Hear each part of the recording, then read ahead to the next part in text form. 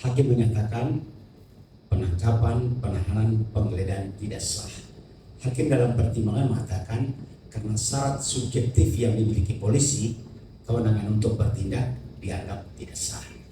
Itu hanya putusan yang secara hukum tidak berpengaruh apapun terhadap pokok perkara. Kenapa? Karena ketika hakim dalam pertimbangan bahwa berkas perkara sudah dilimpahkan ke pengadilan, itu artinya akan segera lanjut ke persidangan pokok perkara di PN Jakarta Timur. Tadi seperti dikatakan Pak Ketua, Pak Suwadi mengatakan mengapa sidang di Jakarta Timur. Walaupun berkas dilimpahkan ke Kejaksaan Negeri Jakarta Selatan, secara undang-undang di KUHP yang baru yang mengadopsi KUHP lama di pasal 85 dan di KUHP baru pasal 163, pengadilan boleh dipindahkan persidangan ke suatu tempat apabila pengadilan negeri di mana akan dilangsungkan persidangan tidak memungkinkan dalam beberapa hal. Gedungnya tidak siap, keamanan tidak siap. Yang kita lihat di Jakarta Selatan kemungkinan gedungnya, maka Mahkamah Agung memindahkan di Jakarta Timur. Tetapi kembali kepada putusan pra-peradilan Roy Suryo ini, putusan yang tidak memberi dampak apapun terhadap pokok perkara. Kenapa? Karena hakim hanya menyatakan penggeledahan tidak sah. Artinya perbuatan seketika ketika dilakukan penggeledahan di rumah Bapak Roy itu tidak sah. Penangkapan, di mana polisi mengeluarkan surat penangkapan secara administrasi, hakim tunggal menyatakan tidak sah. Tetapi menyangkut pokok perkara yang sekarang sudah di Jakarta Timur, pasti setelah putusan ini Ketua PN Jakarta Timur akan segera menetapkan hari persidangan. Mungkin juga dari pihak Roy mengatakan, kan sekarang ada pra-peradilan mengenai sah tidaknya penetapan tersangka. Ini pengacaranya dan Roy itu mungkin telat kali. Telatnya kenapa? Penetapan seseorang sebagai tersangka itu harus di awal karena belum ada bukti. Ini berkas sudah lengkap, baru dinyatakan penetapan tersangka tidak sah. Dalam KUHP teman-teman harus tahu, ketika kami membahas KUHP di DPR dengan Pak Boy dulu, sekarang mengenai alat bukti itu sangat luas, ada 9. Jadi ketika seorang pengacara mau mempersoalkan penetapan tersangka tidak sah, seharusnya dari awal. Artinya alat buktinya kurang. Dulu di KUHP lama 185 hanya 5 alat bukti. Sementara KUHP yang baru ada 9. Karena kami sama-sama bahas. Pertama, keterangan saksi, ahli, surat, pengamatan hakim, barang bukti, alat bukti elektronik, dan yang paling boleh dikatakan waktu di pembahasan yang paling berbahaya adalah apa saja yang dapat dipergunakan sebagai alat bukti. Itu dulu didebatkan. Berarti apa saja boleh dipakai. Maka dalam perkara pidana yang kita akan sidangkan dalam perkara siapapun, kalau bukti-bukti yang disebutkan tadi tidak cukup, hakim, jaksa, pengacara boleh pakai apa saja sebagai alat bukti. Karena itu diatur dalam KUHP di pasal 235 huruf G. Makanya dalam perkara-perkara pidana seperti ini, tergantung hakim, jaksa, pengacara mau menggunakan bukti apa saja. Walaupun secara standar sudah disebutkan ada 8 tadi. Ya, dengan perluasan alat bukti di KUHP lama hanya 5, di KUHP baru ada 8. Dan yang paling boleh dikatakan tanda petik berbahaya, alat bukti yang bunyinya begini, apa saja dapat dipergunakan sebagai alat bukti sepanjang diperoleh tidak melawan hukum. Ini kan karet nih, bisa ditarik, bisa dibuat apa saja. Tapi itu dulu waktu kita bahas, Pak Boy masih ingat, saya juga waktu yang keberatan, kita tolak itu. Tapi ketika dirumuskan, ternyata itu masih muncul. Teman-teman bisa baca di KUHP 235 itu. Dan sehingga kalau kita katakan Roy Suryo menang perkara, katakanlah bukti-bukti hakim menyatakan tidak sah, jaksa bisa dengan argumentasi mengenai apa saja yang dapat dipergunakan sebagai tersangka. Jadi luas sekali nih. Oleh karena itu putusan pra-peradilan yang tanda petik menangnya, boleh saya katakan menangnya banci. Tidak ada dampak apapun kecuali menang. Hakim menyatakan berkas perkara hasil penyidikan itu dianggap tidak sah. perkara berhenti di situ.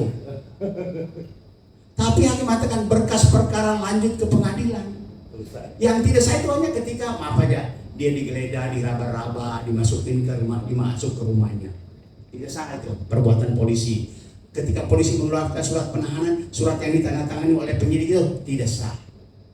Tapi hasil kerja penyidik yang sekian lama, yang menurut informasi kita lihat bahwa tinggi berkas 1 meter itu dihargai 1,5 meter itu dihargai oleh hakim bahwa itu sah dan silakan dibuktikan di pengadilan. Jadi singkatnya dia menang tapi tidak menang. Jadi buat apa bersorak-sorai? Buat apa bersorak-sorai?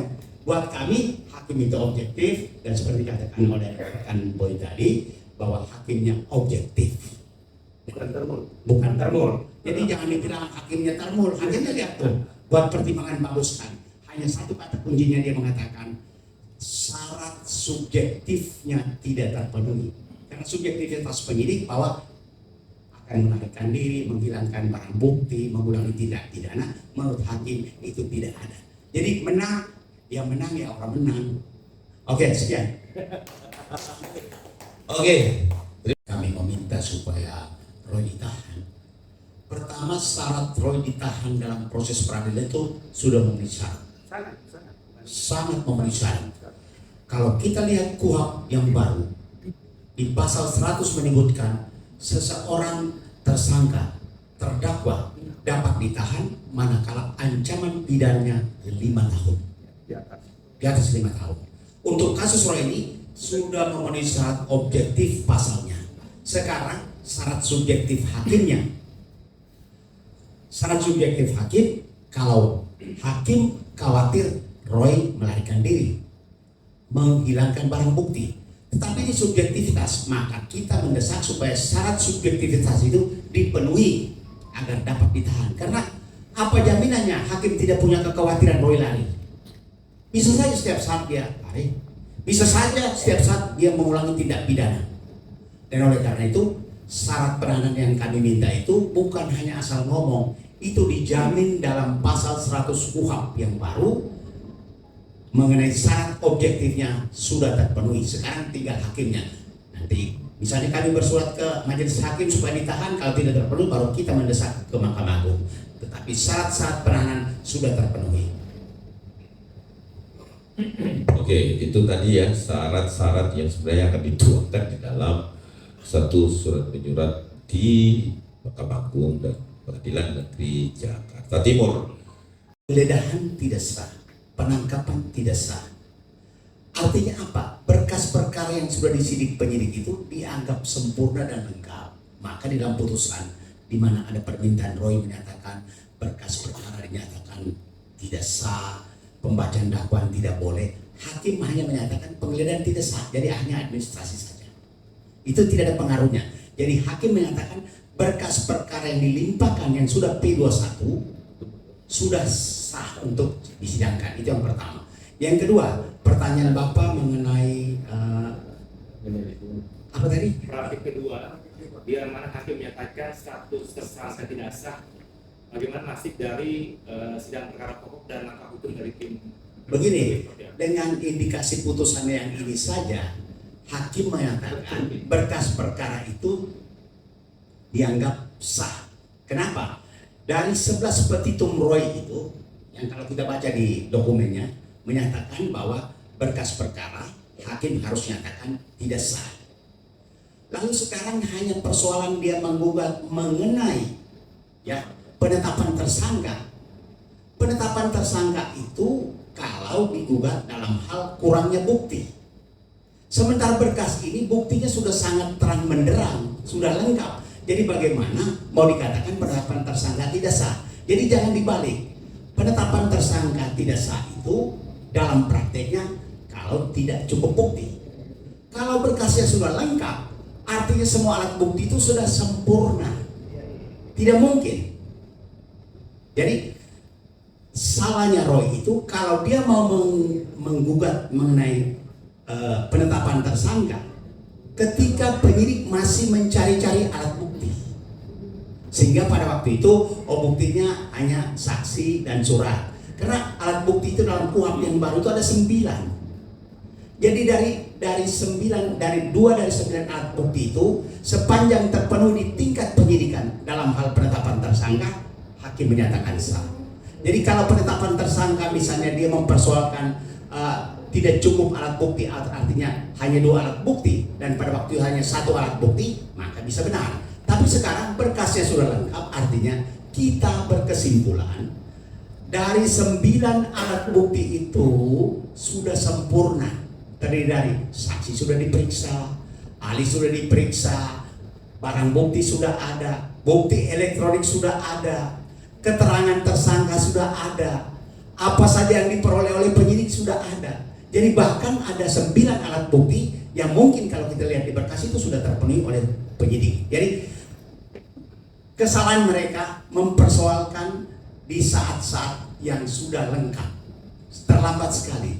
Jadi seharusnya sekali lagi, ketika baru penetapan tersangka, mereka boleh menguji penyidik. Jangan-jangan buktinya baru 1. Tapi dengan lengkapnya berkas ini, artinya kita berkesimpulan 9 alat bukti itu sudah terpenuhi. Dan bukan hanya penyidik yang menyatakan terpenuhi. Dengan diterimanya oleh jaksa itu artinya jaksa penuh keyakinan bisa membuktikan kesalahan terdakwa Roy di sidang pengadilan. Jadi saya yakin, percaya, kita taruhan gugatan ini, yang kedua ini bisa saja ditolak tanpa sidang. Kenapa? Berkas sudah maju ke pengadilan. Bisa saja ditolak. Hakim tidak membuka sidang tapi mengeluarkan penetapan. Karena yang dia uji adalah mengenai penetapan tersangka yang artinya kurang alat bukti. Sekarang bukti sudah lengkap, jadi tidak perlu sidang. Kita minta hakim supaya keluarkan penetapan, tidak perlu sidang gaduh lagi. Ya, Oke. Sudah. Barang bukti yang ditemukan di rumah kediaman Roy Suryo itu bisa digunakan nanti di perkara pokok. Tidak ada yang diambil. Saya bisa jawab spontan bahwa tidak ada barang bukti yang diambil di kediaman Roy Suryo. Ya, lanjut, tambahkan. Saya tambahkan dari penjelasan Pak Petrus tadi bahwa satu yang baru disampaikan Bang Ade tadi pertanyaannya barang-barang bukti yang diambil terkait pendapat kemarin yang dijawab. Nah itu bahwa barang yang di pengadilan tempat itu nggak ada barang bukti mas, nggak ada yang disita. Nah seperti apa katakan begitu ya? Berkas-berkas yang diperkarakan sekarang sudah dilimpahkan itu tidak ada yang terkait dengan penggeledahan kemarin, supaya ini bisa clear ya. Jadi nggak ada barang bukti yang kira-kira kalau seandainya terjadi seperti itu pasti akan dikeluarkan sesuai dengan dinyatakan tidak sah. Tapi kebetulan ini memang tidak ada. Saya mau tambahkan juga begini, bahwa perkara Prapit mereka itu kan hanya beda 1 hari ketika berkas itu dilimpahkan ke Pengadilan Timur ya, Jakarta Timur. 22 dan 23 ya, 22 Juni dan 23 Juni. 22 Juni mereka Prapit, 23 Juni itu jaksa melimpahkan berkas ke Pengadilan Negeri Jakarta Timur. Sehingga Prapitnya bisa berjalan kesesuaian KUHP baru ya. Tapi kalau yang mereka akan ajukan besok kelihatannya sudah nggak masuk dalam aturan main yang diberikan oleh KUHP yang baru. Kenapa? Karena berkas itu sudah terdaftar lebih dahulu. Sekarang Prapit ini baru daftar kan tanggal 3 ya. Tanggal 3 kemarin ya, karena sidang tanggal 10 toh. Artinya itu sudah jeda waktunya sudah berbeda jauh. Kalau berkas itu belum ada, belum di situ, ya Prapit masih jalan. Kalau ini dengan sendirinya seperti kata Pak Petrus tadi, sangat mungkin keluar penetapan untuk tidak perlu diperiksa karena berkas sudah ada di pengadilan.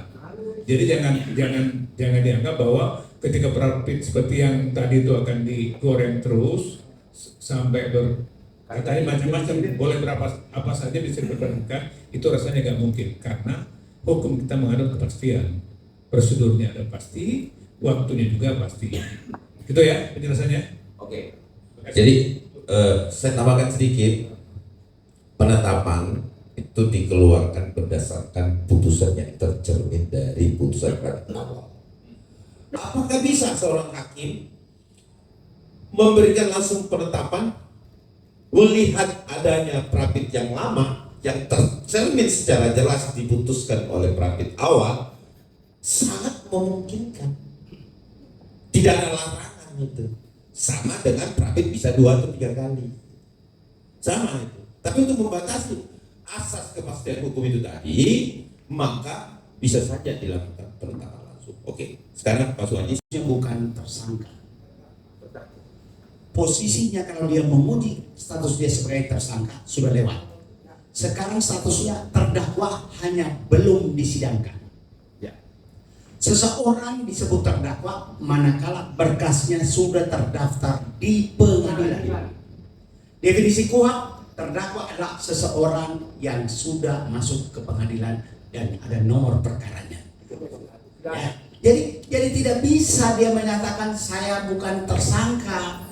Dia posisinya sekarang itu terdakwa, hanya hakim menghormati hukum acara pra-peradilan, maka belum bisa disidangkan dalam pokok perkara pembacaan dakwaan. Tetapi statusnya sekarang secara terminologi dia sudah terdakwa yang belum disidangkan. Buktinya apa? Berkasnya sudah terdaftar dengan nomor perkara 301. Apa bedanya dengan Tifa? Ya dia sudah terdakwa. Ya, Tifa kan statusnya sama dengan dia semula tersangka. Sekarang karena Tifa tidak mengajukan pra-peradilan, maka dia posisinya terdakwa. Roy memang ya menguji tentang statusnya tersangka, tapi di pengadilan dia saat ini terdakwa. Itu harus kata kuncinya. Dia sekarang ini terdakwa, hanya belum dibacakan dakwanya. Mengapa kita katakan terdakwa? Ada berkas perkara yang nomor perkaranya sudah terdakwa di pengadilan itu, ya nomenklaturnya itu hakim tulis di perkara berkas perkara. Kalau Anda cek di board pengadilan, perkara nomor sekian terdakwa .2 disebutkan namanya. Ya, jadi misalnya seseorang yang diadil di pengadilan itu di board atau kalender pengadilan itu disebutkan perkara nomor misalnya 300. Perkara nomor 300 terdakwa .2, tidak ditulis tersangka. Ya. Jadi dia salah itu. Benar-benar mereka kurang literasi kira-kira. Ya. Jadi kalau di pengadilan teman-teman meliput di pengadilan, di layar pengadilan itu ditulis perkara nomor 199 terdakwa, sebutannya terdakwa. Jadi di dasarnya itu nama dia sebagai terdakwa itu sudah ada. Nah inilah. Jadi nanti bisa saja kita meminta supaya hakim PN Jakarta Selatan tidak usah menyidangkan karena orang ini status terdakwanya sudah lewat. Di pengadilan Jakarta Timur dia sudah sebagai terdakwa. Sekian.